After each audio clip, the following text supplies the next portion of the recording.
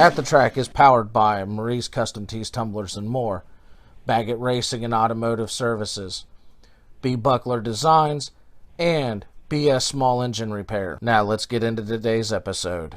All right. What's up, everyone? Redline Gary coming at you here and straight from Tennessee. Chris, introduce yourself and Gotcha. So obviously I'm Chris Carter. I'm from outside of Nashville. I'm in Laverne, Tennessee. I drive the number 7 Honda Civic. Driven it locally. Attempted a Vors race at Nashville last year. Didn't turn out too hot in practice. It is what it is. I've raced at Forstrome. I've raced at Highland Rim, Nashville, Huntsville, Sayre, Jasper, in Alabama. So try to go wherever I can. I've raced the dirt race at Nashville. The only time it's ever been done on the quarter mile. Raced quarter mile races, and I've at least made practice laps on the big track lap. But yeah, so pretty much kind of go wherever I can afford to. So and see, we got a fella Redbeard, so I mean, you know, y'all got to give us a thumbs up for that. I mean, just, come on. Well, with that, how did you get started into racing? So obviously, most people's kind of story starts out similar. You know, you grow up loving cars. Like I grew up a big Dale Earnhardt fan and Bobby Hamilton Sr. fan. Nice. Luckily for me, Bobby Hamilton Sr., Big Bobby, as most of us know him, actually knew my dad and my family pretty well. So he'd show up at my dad's work. My dad sold furniture. He'd buy furniture from him. He'd show up. I'd be able to spend time with him. I have tons of autographs from him growing up. So I was a big Bobby Sr. fan, and obviously Dale Earnhardt. Because I remember being like 5 or 6 years old. If this Big E didn't win, I was crying. Like, so going through everything as a kid, loving cars, loving racing, loving NASCAR, just progressed, and finally 2014 I started to sell AMSOIL, and I wanted to get more involved in local racing, and I put out a Facebook post on one of the local racing groups, and my buddy Daniel Harper, I was looking to sponsor someone. I was going to give somebody free oil. Most of the responses were, I'm interested in your sponsorship. And that's it. Like, that's all. Well, even at that point, I knew that I need something more than that from someone. He was really the only one that sent a message. It was like, hey, my name is this. I'm building this car for this class. I'll try to do whatever I can to help you, this and that, on and on. And the car, first one that actually, he's like, I've never done this before, so I don't, I'm not used to this. And it felt right to make that connection. So we hooked up to help him out that year. He won a bunch of races that year, his first year in his Prelude. Him and a guy, Justin Martin, had a bunch of really good battles. And then 2015, I helped him, Stephen Collins, JoJo French, Aaron Ashcraft. I helped all them in different ways with oil or discounts or whatever. So I sponsored 4 cars in 2015. And then that year, JoJo French, actually, he worked at a tow lot locally, and he had a couple cars. And he got the tow lot to give me a Dodge Neon that year. And it was rough. Homeless guy was living in it prior to getting towed. It was rough. But gutted it, put a cage in it, and started racing at Nashville in 2016. Ran a really partial schedule. I've never ran a really heavy schedule. I just don't have time for it. And it costs a lot of money. Fair fact of it is. But ran 2016 a partial schedule, won best appearing car at Nashville on the fairgrounds of the quarter mile. That made a lot of people real happy because I didn't run a full schedule. They was like, this should be a full-time guy. But anyways, whatever. I had the best looking car. I still think it to this day. But ran some races at the Highland Rim. Should have won a race. My second race out, I should have won it, and they have a timed class. My experience bit me in the butt. I hopped out to a big lead and went way too fast and let out way too much to let guys get by me. And then from there, I ran it I only ran it like 2 races in 17. I started the I-65 shootout, which, like, Kevin Baggett ran several times at Highland Rim. But I started out at Huntsville promoting that race. Did basically only that in 17, and then I built this Honda Civic for 2018 and ran a full national schedule in 2018. I don't remember where I finished in points. Nothing to be super up about. Had a lot of mechanical issues, breaking transmissions constantly, broken motor towards the end of the year. But anyways, and then 19 ran a lot in. Tried to run a lot of tuners, which was our worst local rules class. Class died. Ran the dirt race. 2020 ran it a bunch at the Highland Rim, and then last year only ran it at Sports Drome in their pro compact class, and attempted the national race and tore up in practice. So that's kind of that's actually kind of the whole story of all my racing, condensed down as quick as I can. Once was supposed to be how it started, but whatever. Well, and that goes. I mean, you answered some of the questions, like what tracks and classes you're running. Because for most that don't know, there's a little distance between Highland Rim and Nashville Fairgrounds, but you'll find that a lot of drivers go back and forth quick between the tracks. So there was a period in time where they would run the same night. In some classes, some guys would go run Highland Rim first, load up, and come to Nashville, or vice versa, depending on what the schedule worked out, to try to double dip that night. Still happens a little bit, but not really that much anymore. Their schedules kind of overlap a little bit too much on time frame. But yeah, it's mostly been Highland Rim and Nashville for me. Like I said, I've ran a few times at Huntsville, once at Sayre, once at Jasper, once at Sports Drome. I want to hit Shady Bowl up there at some point. It's just right now with fuel prices, most definitely. I mean, that's going to restrict my 2022 plans, because I've got my car. I got to get finished getting redone from the national wreck. I've got it running again. I just got to get it on the frame rack, get the front snout fabbed up, and it'll be ready to go. But my plan was to run a lot of Vors races. Not a lot, but 5 Vors races. I was hoping to hit Shady Bowl, Anderson, Angola, and Nashville for sure, and probably a Sports Drome race until they change the tire rule. But I'm not gonna make any of them other than Nashville. Like, what I'm gonna end up doing is I'm actually gonna convert my car back to stock suspension, local rules, street tires, just to get laps, get my sponsors on the track, make it happen somehow, and then go for redemption at the national race for Vors, and try to make that one happen. And I feel like we had a good piece, but it is what it is. Make it happen this year. Oh yeah. And for those that didn't catch that, he does run VCTS, the Vors Compact Touring Series. I made one attempt, didn't go too hot, but it's coming. It's just fuel price. It's a start, because that class is no joke. No, it's not. And not only that, it's the only local races to me are Bristol when they have ran it, which they haven't ran the last 2 years, and the National Fairgrounds. So the closest other Vors regular race is 6 hours away, about 4.5 hours away, which is Lucas Oil. And then right now with fuel prices hovering in the $4 range, and that just puts it out of my budget to even try to make that attempt. It's a lot of extra fuel money. Yeah, most people don't know tow rigs. I mean, you're looking 8 miles to the gallon. All my math equations for my budget for racing, for traveling, is truck will get like 15. With a trailer behind it, it'll get like 8. So everything is, I can sometimes get 10, but I calculated at 8, worst case scenario. And you can't help make up for that extra $1.50 a gallon that you weren't expecting when you're trying to budget for your year.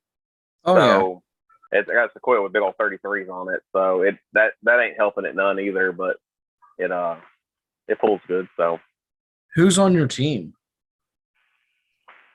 well, it, I've got a lot of friends that help mostly at the racetrack. I think our biggest problem here in Tennessee is we're so spread out.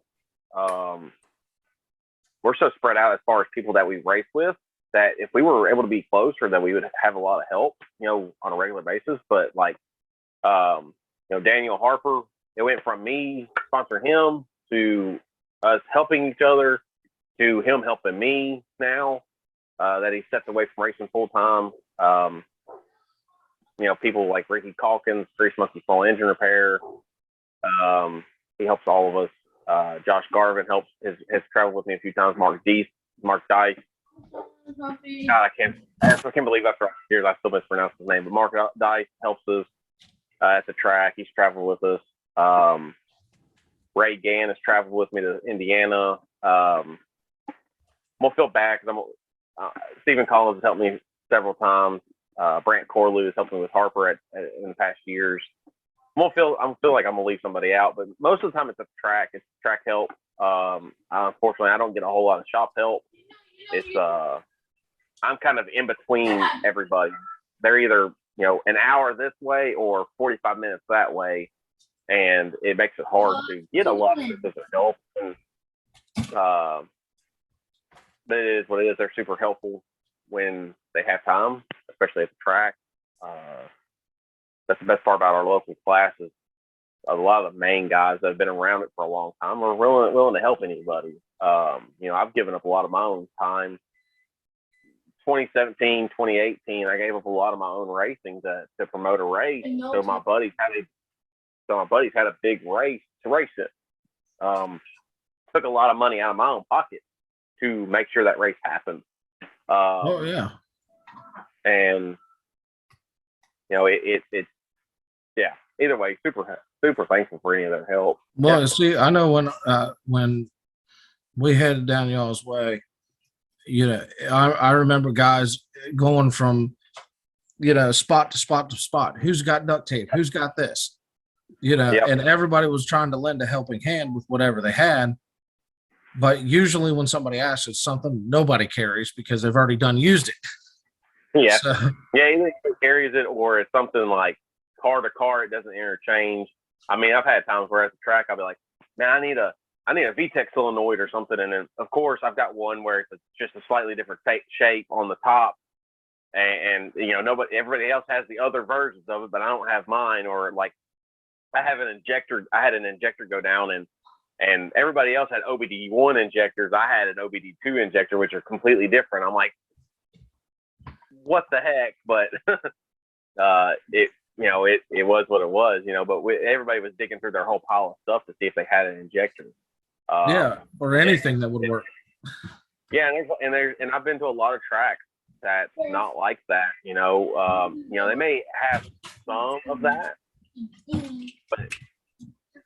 may have some of that, but they don't have it as deep as I feel like our area did and does. It's not as deep now as we've had a lot of guys move up classes or get out of racing for various reasons, life, family, whatever.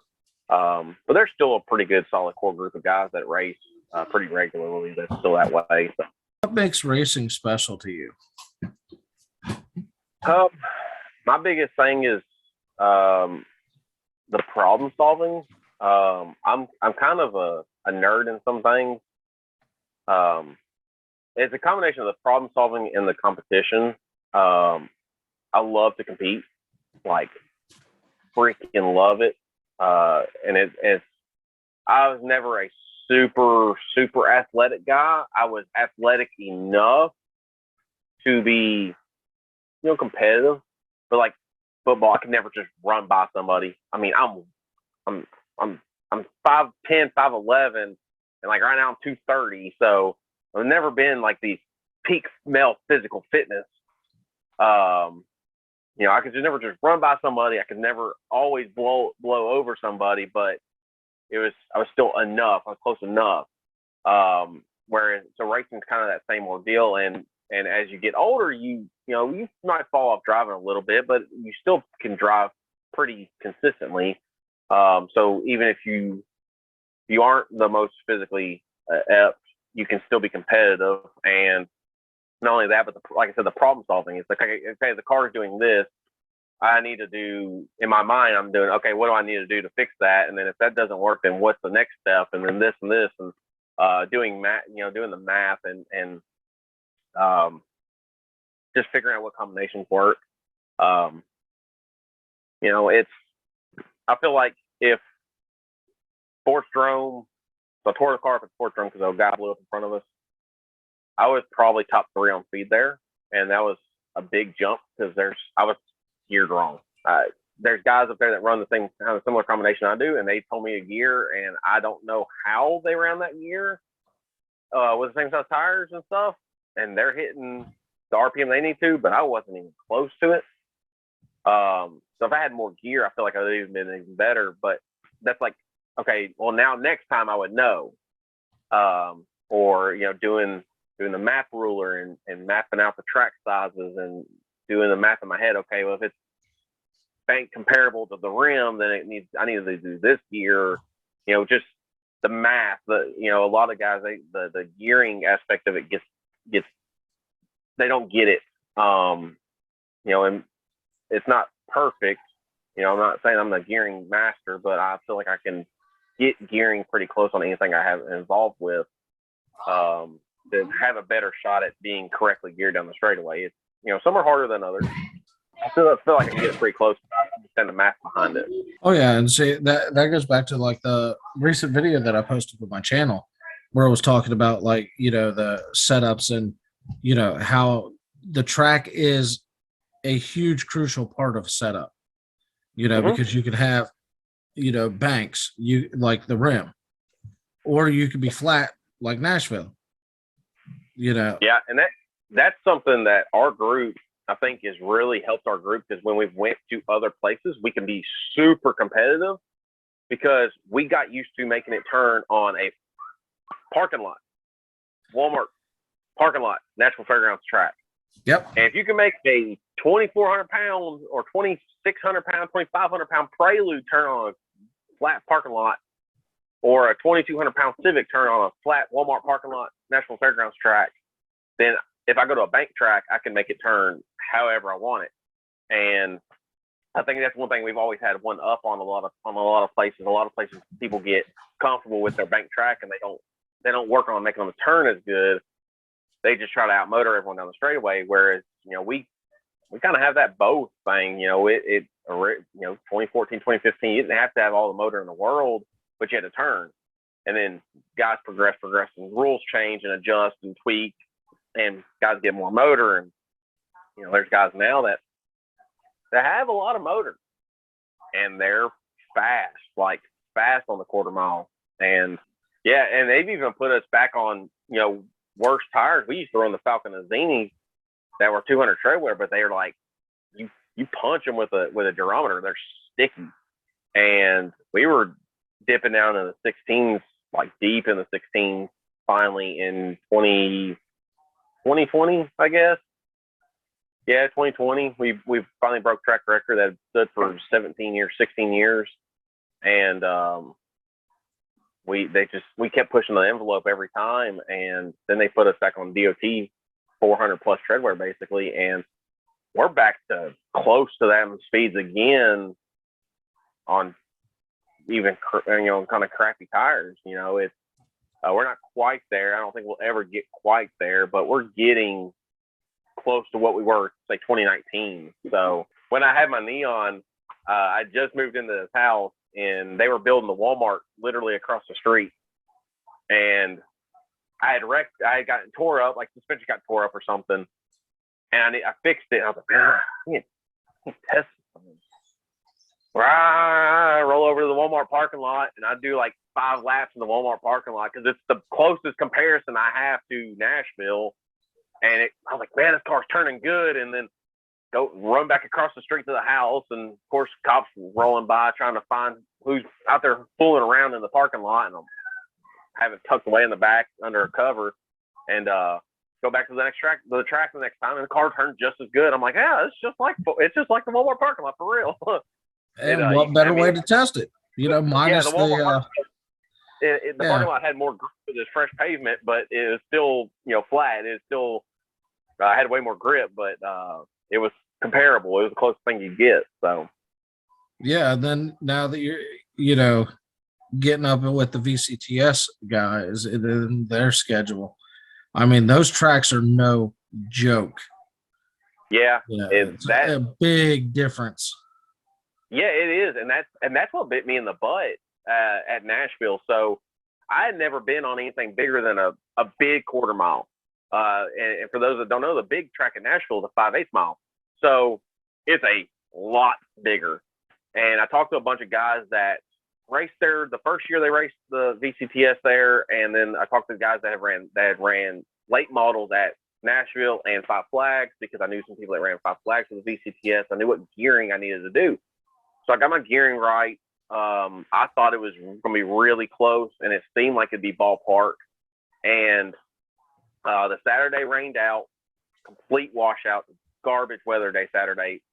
Sunday we were going to run. They were going to give us like 5 laps of practice, 2 qualifying laps, or 3, and then B main and A main.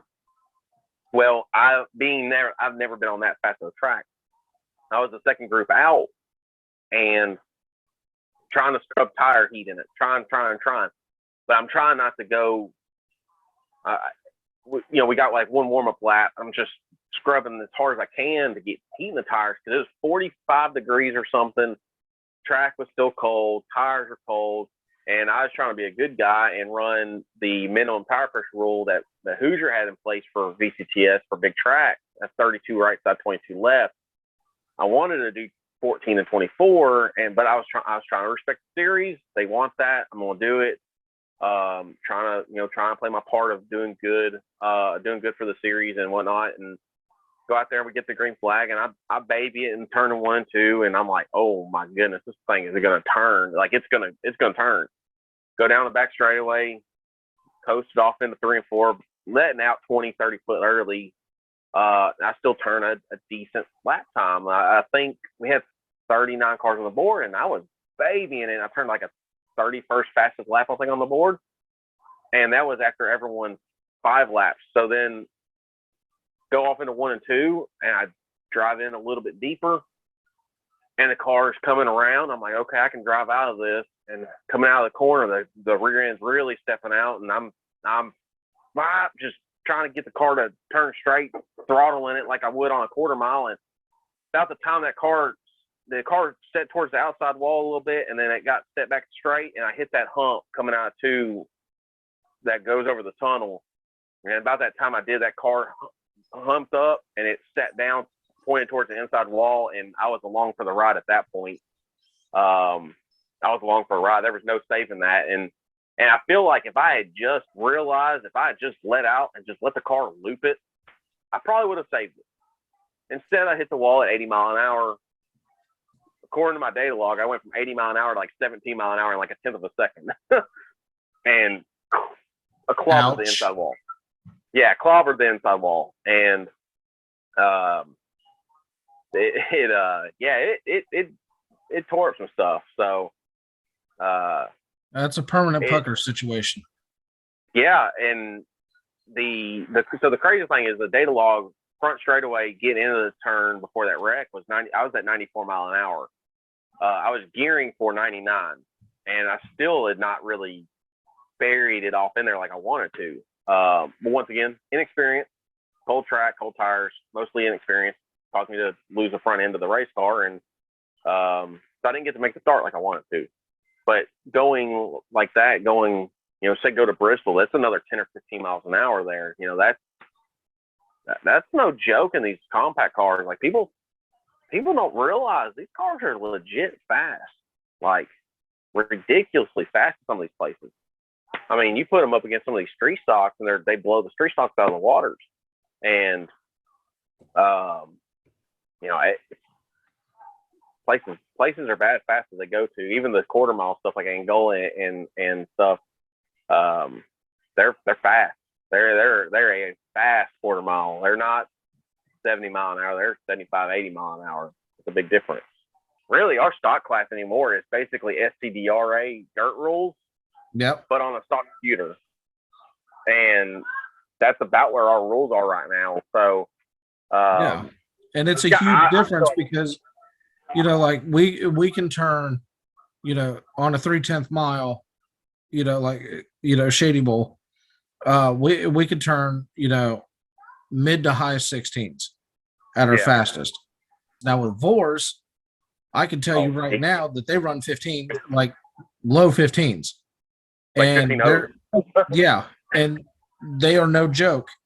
And compared to that to, you know, the Thunder cars and some of the street stocks, they're running 15.0s. I mean, they're the lowest late model, to put it into perspective, is running 14.7s. Yeah. Okay, so they're going that fast. At the rim, our old Vors rules class, like the fastest it had ever been, was the last race we ever had there of that class was a 14.79 was the fast time. And that was like with a nearly brand new set of Hoosier 790s.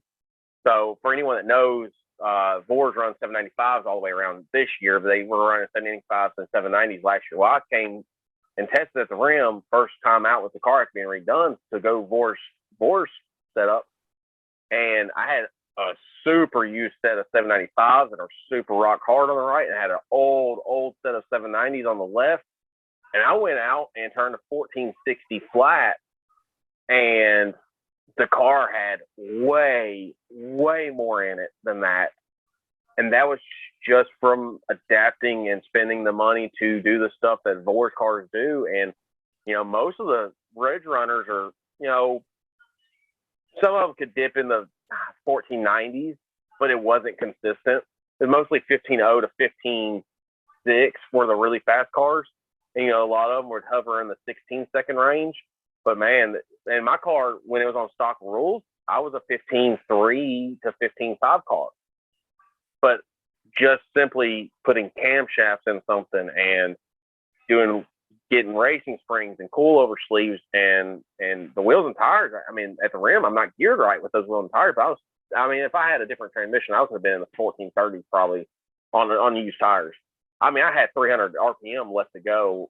If I could have just revved it up just a little bit up more off the corner, I would have been 1440, 1430s. And that's getting into like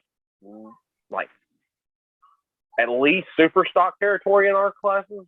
Yeah. You know, getting close to that sportsman territory, if I'm not mistaken. I think the sportsman's one of the fastest sportsmen are 1380s to 1430s. They're in that half-second range. That I hadn't tweaked on. That night, I literally adjusted tire pressures like this much, like a little bit. That's it. Sometimes that's all it takes.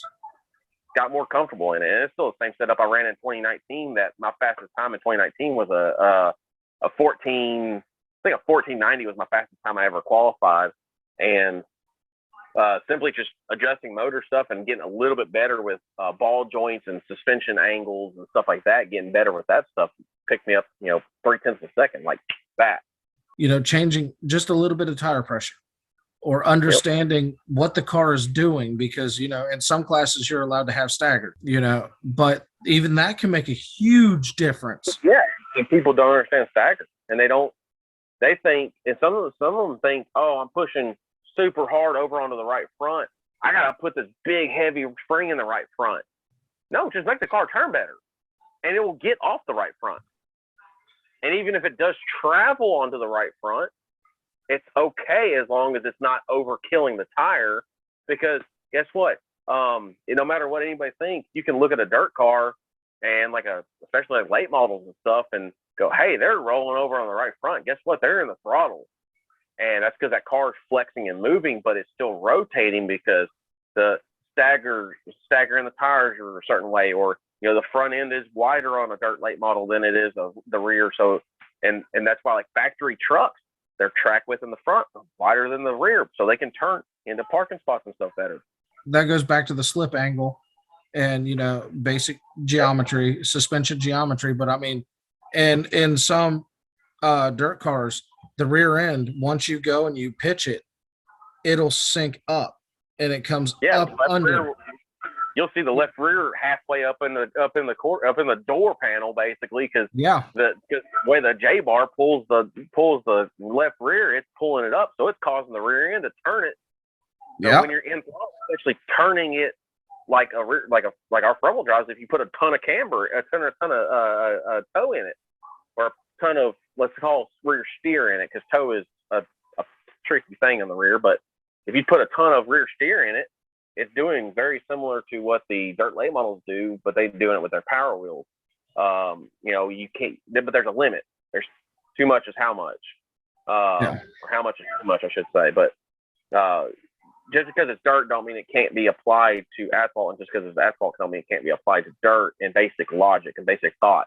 You don't have to put a 500-pound spring in the right front, but then you still have a 350 in the right rear, and then you thought it was rolling over on the right front. Then wait till it's a dump truck now, and you can't get it to turn, and then you're really on that right front, really overworking that right front tire because the spring isn't compressing any, and it's putting all the compression into the tire, and then you're overheating the tire, and you're getting tighter and tighter and even tighter throughout the race.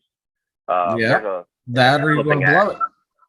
Yeah, there's a balancing act, and everything is a teeter totter in these cars. It's corner to corner, teeter totter. There's a balancing act to make it enough. It's or you go down the rabbit hole chasing ghosts. Yeah, and that happens. I mean, I've seen guys, they've got laptops out and they're going over all their data, and then by the end of the night they keep falling positions, off pace, and it's like, dude, you're trying too hard. They're chasing, let's say they start with a suspension setup A, and they don't know what any of it is. They don't have a clue what their starting point is, and then they're chasing, or they start with A and they note everything, but it's something way out in left field. Like they have tons of compression on their sway bar, or they have tons of freaking packers in their spring rubbers. They have tons of spring rubber in a spring, or something just crazy.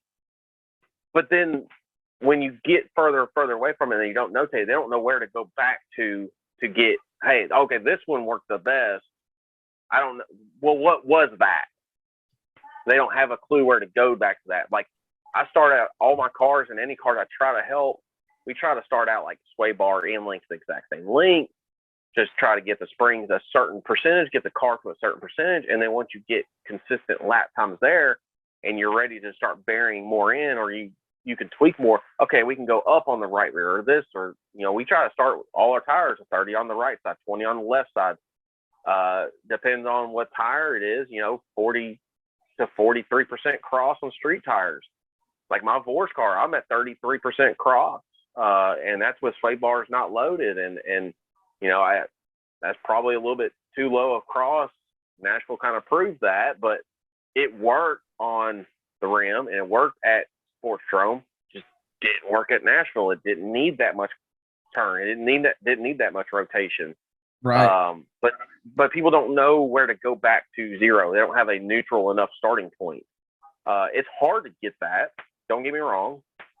That's when people got to be not scared to just throw everything out that they did and start all over. They got to be willing to do that, or willing to listen to somebody to do that.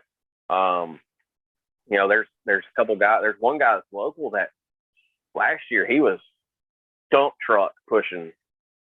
First part of this year, dump truck pushing. Made one spring change in the right rear, and that car came alive. And then made one other little change. Car came alive, and he ran his best race by far the last race of the year. And that's my buddy Ray Gann. He made a couple of small changes, and that car absolutely came alive because it got more close to what it needed to be. Now he can tweak on it this year. Now he's got the motor figured out. He's got a better transmission gear set, I think, now this year, as long as he can get the swap figured out. And he'll be really, really good when he does it. Be really good. It's just little things. Sometimes you can throw everything at the book at it, but if it's way out in left field or you aren't ballpark, you're just throwing chunk at it. And and then you don't know where to start back over at. So I tape all my springs. I put a piece of tape on them, label them, what setup they're from, or I number them. I might number it right front 1, right front 2, right front 3, or something like that, and I'll throw 4 or 5 different setups under it in a matter of time if I can. And I'll notebook. This weekend was spring number 2 on the right front, 3 on the right rear, 1 on the left front, and 2 on the left rear. And next weekend I might change just the right front, and okay, well, it's worse or it's better or it's the same. It's throwing it at it, but I got to notate it so I know where I'm going. Just a notebook and a piece of tape and a Sharpie. Done. Yeah, and literally what I do, and I've shared it on the channel. You can get like a little like a thing of index cards, like for 100 of them, and it's like $1. Front and back, just take a Sharpie and draw a cross. What's your tire pressure? What's your camber? What's your toe? What's your spring? What's your cross? Everything there, and then what was your time? Yep. And then you can reference that card every time with that setup, and it just gives you that basic, like you talked about, that basic setup, because there are too many variables that can change, and to dial it in exactly like it needs to be, because you can have a storm roll in, go on a 2-hour delay, that track cooled off and it slicked off. Yeah. And it changes the whole dynamic. And, race pace, like you said, they're running, 14s, race pace might be at 15s. Yep. And with the slick track. If it's a slick track, well, okay, well, I can't be just burying it off in there at my normal tire pressures with a gripped up track. So I need to drop the right rear tire pressure, 3 pounds, or drop the right, or raise the right front, or especially if the track cools off, you can raise the right front a little bit. It won't grow as quick as the track's cooling. That'll help tighten you up some, like in a front wheel drive, that is. And you can do little things. You can just kind of keep a backlog in your head. And, that's one thing I luckily have, is I have a really, really good memory, so I can remember way too much. But I know where I'm at, and I know what I can do and try to adjust on and tweak on. And it hasn't always applied. It hasn't always shown, because I've had other things going on. But now that I don't have other distractions of promoting races, I can, as long as I can stop tearing up cars, which is crazy. I went from 2016 to 2021. I never really destroyed a car, and I had to rebuild the whole right side suspension on one after Sportstrom, and I'm having to rebuild the whole front clip on one after Nashville. And I had to race a buddy of mine in Jasper, and we lost the brakes and destroyed the front clip on it too, because the brakes went out. Luckily, only two of them weren't my fault. One, the brakes went out, and then the dude blew up, and like 3 of us hit the wall. And then Nashville was my fault. I inexperienced, but whatever. It's went a long time without tearing up stuff, and I've really, really tore some stuff up last year. Yeah, so well, we detonated 2 cars in the season, built 3, but I mean, literally, like 2 cars were completely taken out. It's just one of those things. It's racing. But what is your favorite race that you've been a part of? That milestone moment for you? Well, it wasn't as a driver. It was as the promoter. I'm torn, because 2017 I-65 shootout at Huntsville was the first one. And we had 18 cars, if I'm not mistaken, and like 12 of them were from Tennessee. I really got my local guys to travel, but then the next year was really the year that I felt like it all fell into play, because the first year was just kind of, it's going to be a thing. We want to go play there because we've never been there. And man, 2018 became a prestigious race.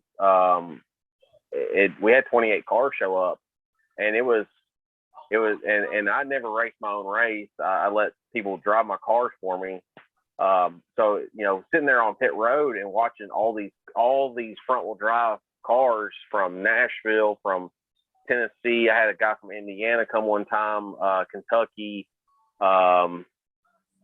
Huntsville, Savory area. All these guys show up at this one track, and they're all lined up on pit road, and your heart just pitter pattern. Like, holy crap, I did this. Like, I had help, but I did this. Like, I promoted my ass off to make this happen. And 28 people showed up, and they put on a tremendous race. Like, and then the year after that, we had a tremendous race as well. Like, it's I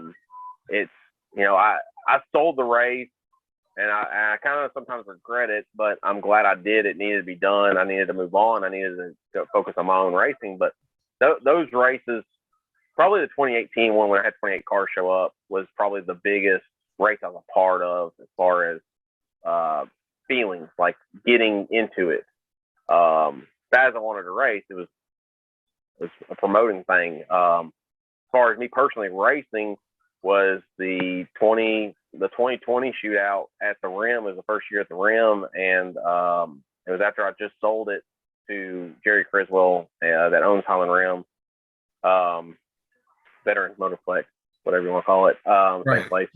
But I got to race my buddy Kristen's car because my car had issues, and the car was partially built. I had to finish like the 2 nights before, like late nights, getting the car ready, and had slipping clutch and whatnot. But I had a slipping clutch in qualifying, and qualified like 33rd. We had like 36 cars show up. I mean, but these events are so well promoted that you can't help but to go there. I mean, like the All-American, it's no joke. Even for any of they call them local classes. No, it's still a huge car count. It's prestigious. I mean, our car counts in the area have fallen off some for various reasons, but still, like, even then, you don't go to, you can't go to a little podunk track in the middle of nowhere, Arkansas, let's say, and go, hey, I won an All-American guitar at Nashville Fairgrounds. Like, most people, if you're in the racing community, especially asphalt racing community, you say, hey, I race the Nashville Fairgrounds, they're going to be like, okay, I know where that is. Like, and then you're like, hey, I've won a guitar there, because that's what they give out to every class that wins at the All-American is, hey, I've won a guitar on All-American weekend. It's like, oh, really? Holy crap. Like, that's a big deal. That's a big deal. And that's something I eventually want to try to do. I've never been lucky enough to win it. I've never won at Nashville.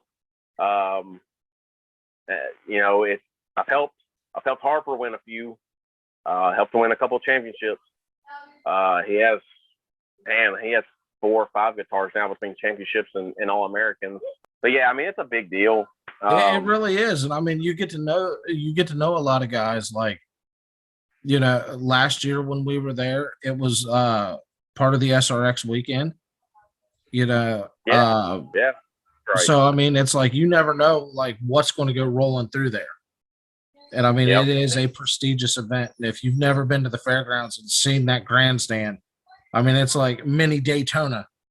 It really is. Well, rolling through that tunnel, I can remember my first time in 2016 with my own car, rolling through that tunnel for media day for open practice. And man, just like, holy crap, I'm doing this. Because going through that tunnel, you're like, oh man, like Richard Petty's done this, and Dale Earnhardt, and my personal number one of all time is David Pearson. Like, I think he's the GOAT, period, in a story.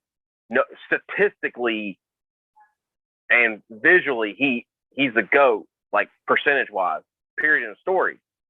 I don't think I mean, his only race seasons he ever raced full time, he won the championship, period, in a story.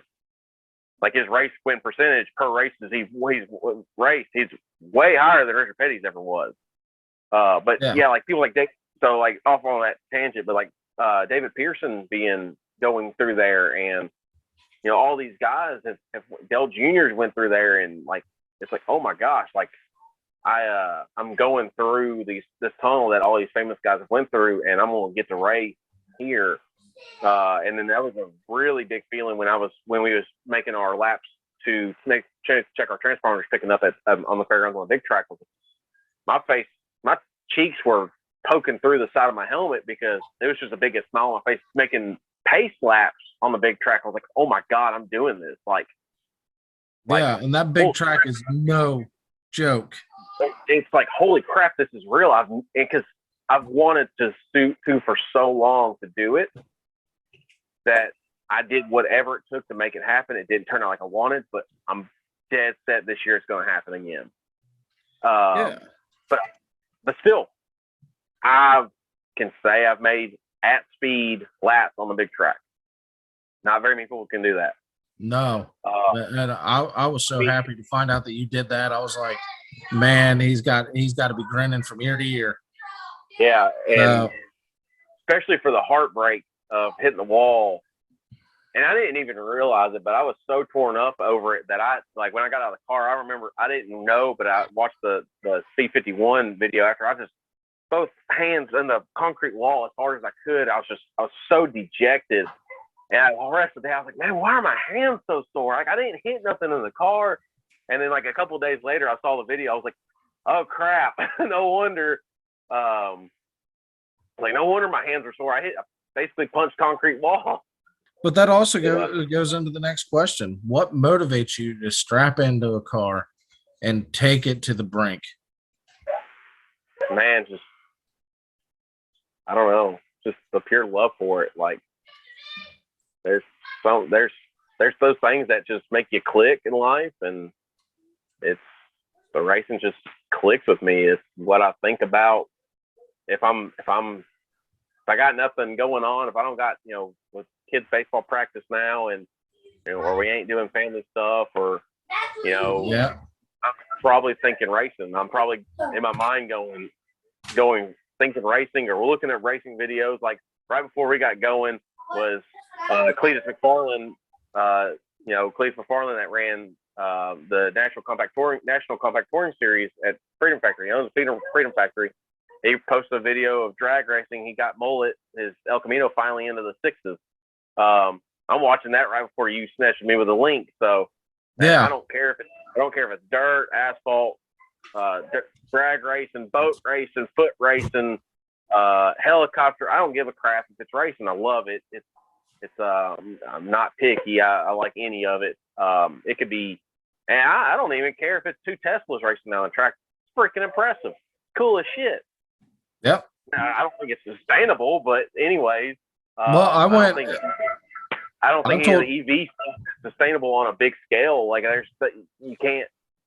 The sustainability ain't there, but it's cool. I mean, NHRA is doing an all electric vehicle class now because it's becoming so popular.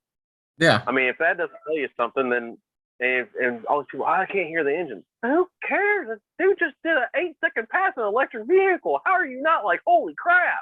But there's a lot of racers out there. There's a lot of racers out there that are like, and it's the one thing that kills me is dirt's for racing, asphalt's for getting there, or dirt's for farming, asphalt's for racing. And we've played the joke, we've played along, because when we had the dirt race at Nashville in 2019, we were like, we're going farming for the day, because it was like 8 of us asphalt racers playing on dirt, but it was a new event. We all had fun. It was a cool event. I don't care. I like both. I love. I mean, Hunt the Front. They're a huge YouTube channel for dirt late models. They released another video that I watch every one of them. I haven't watched the latest one yet, but it's in my saved list. Yeah, I watched it. It came out at lunchtime, so I was sitting there at lunch at work watching it. And then, like I said, I literally hopped in the truck, and the Cletus McFarland drag mullet video popped up, and I was like, oh, I gotta watch it when I get home. And it's just, I don't know, man. It's just always something that it lights a fire in my ass, and like just freaking love it. Like love it. It's deep down, like. I really truly think, like, if I didn't have a family and a wife and kids and all that, I would be trying to work for a NASCAR team or some sort of racing team to travel and do that, because I would love to do that. Yeah. It's a hard life. It's a hard life. I know a lot of people that do it. It's a hard life, but man, it's that old saying, if you find what you love, you'll feel like you never worked a day in your life. And I love racing. Period. In the story. It lights me up. And and like, even though I love my job, I love collision repair. It's, man, there's days where it's like dealing with adjusters. It's like, man, I hate this. I hate this sometimes. Or, God, I wish he'd just leave us alone. Or like right now, parts, man. Parts are a nightmare. So it's every day you're getting a call. Hey, we can't get this part for 3 months. Or hey, this part's on national back order, no ETA. We're like, what the hell am I supposed to do? And then I got to call a customer, and that part wears on you. But man, if it was racing, it's like, oh, whatever. I don't care. Yep, we broke it. It'll be on the track next weekend. Yep, no problem. Yeah. So you got to put a new engine in and, reframe a car. No problem. Yep. Whatever. Yeah. Yep. So where can people find out where you're racing? Because like you said, you were doing the fairgrounds and, a couple select local races. Yeah. Social media, etc. Yep. So I had to create a new racing page because my old Facebook account got hacked, but it's Ginja Ninja Racing, GINGA NINJA Racing, and then it's V 2.0.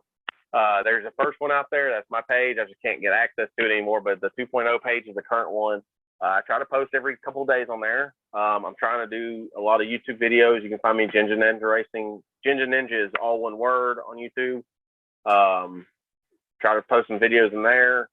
I'm on Twitter, Instagram, Checkered app. It's a racing app. It's kind of, they're trying to get it going. It's struggling, but basically the Facebook page is my most commonly updated. It's the easiest one. It's the one I use the most. You can send me messages on there on my personal page, and social media. I try to keep up, especially Facebook. I try to really keep Facebook up. It's, like I said, it's the one I use the most. It's most comfortable for me. So I could vouch for it. Like, I thought that was the coolest racing name. I was like, oh yes. Plus two. I mean, us fellow Redbeards got to stick together, and I mean, there's a few of them. Yeah, there's several around here. There's I know. Red bearded. Josh Garvin has a little bit of red. Man, I'm trying to think of who else. There's a few. There's several of us redheads that race.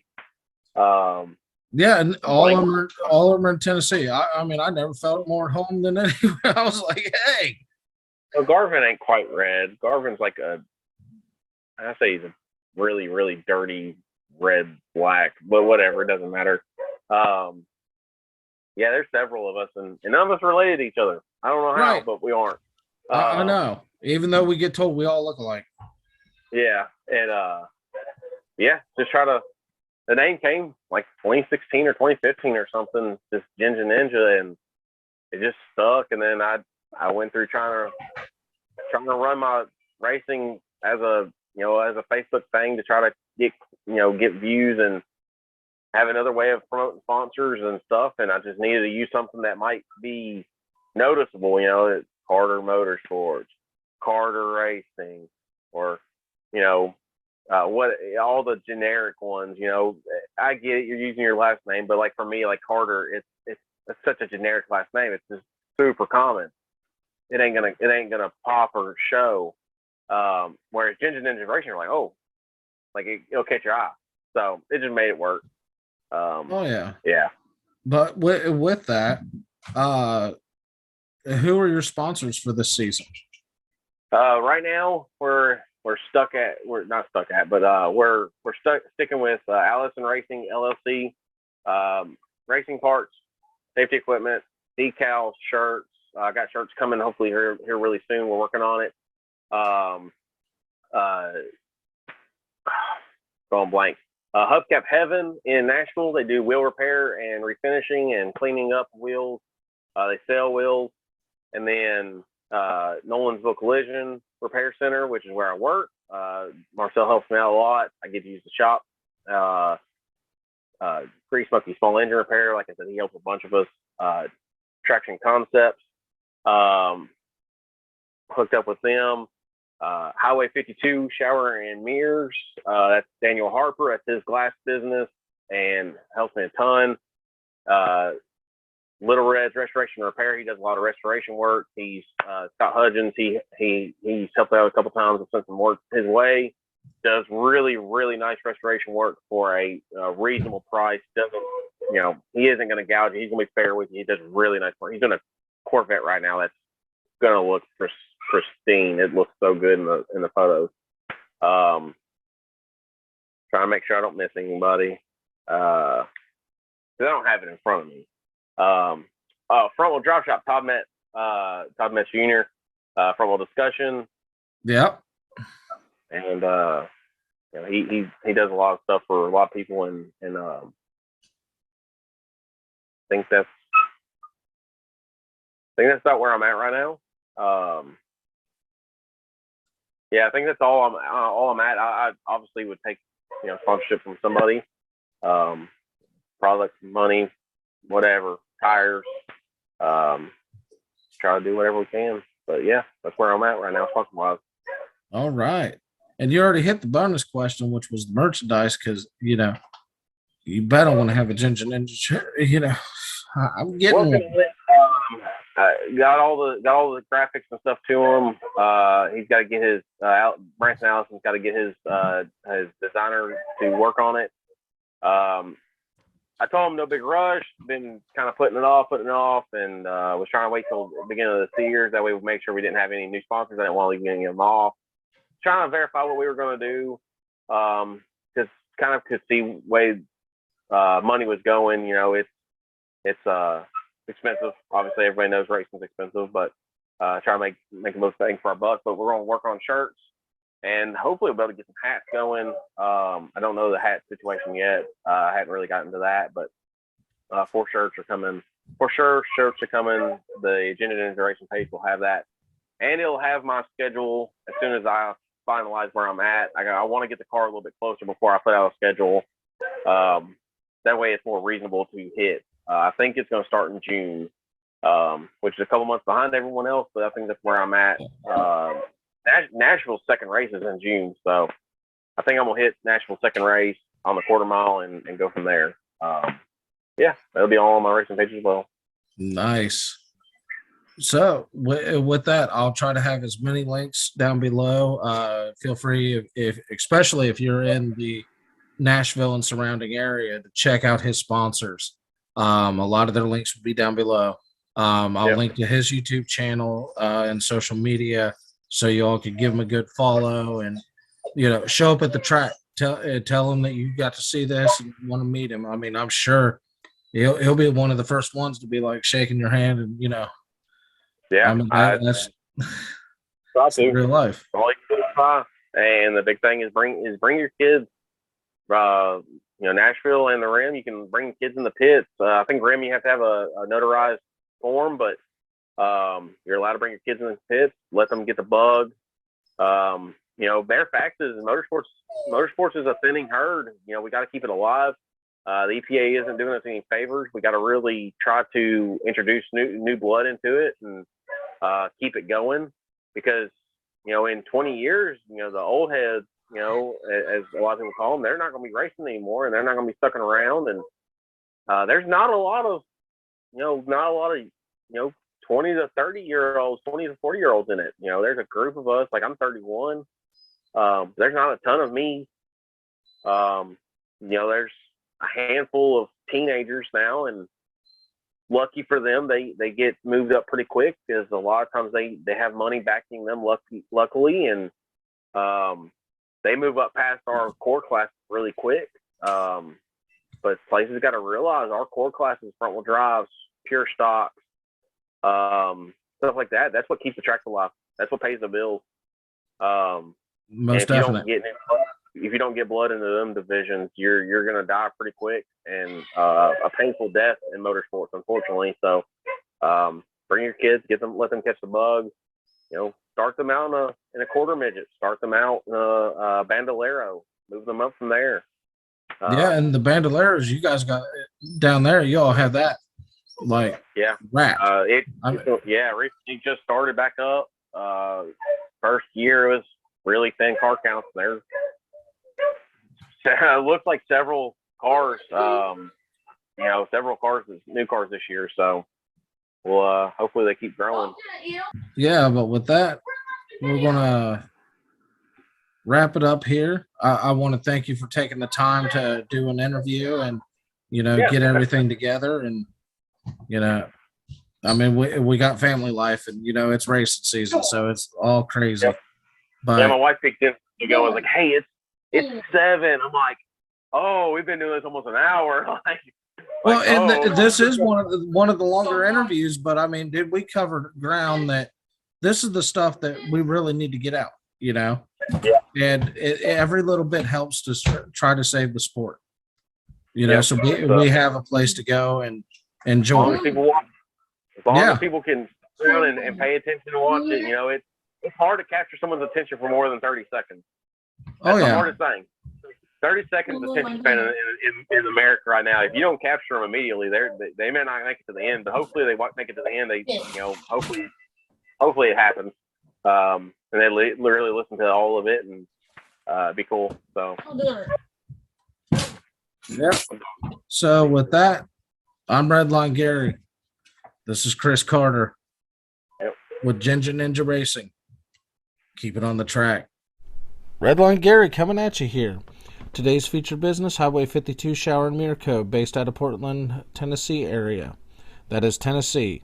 This business has over 15 years of experience specializing in frameless shower glass, mirrors, and tabletop glass. If you take one look at any of their socials, Facebook, Instagram, and the like, you will see the quality of work that they can deliver. You can reach Daniel by phone at 615-426-0944, by email at highway52shower@gmail. Any of the socials, get a hold of him and see what they can do for you. With that, like, comment, share, subscribe, show Chris Carter and Highway 52 Shower and Mirror Co. some love. And remember, keep it on the track.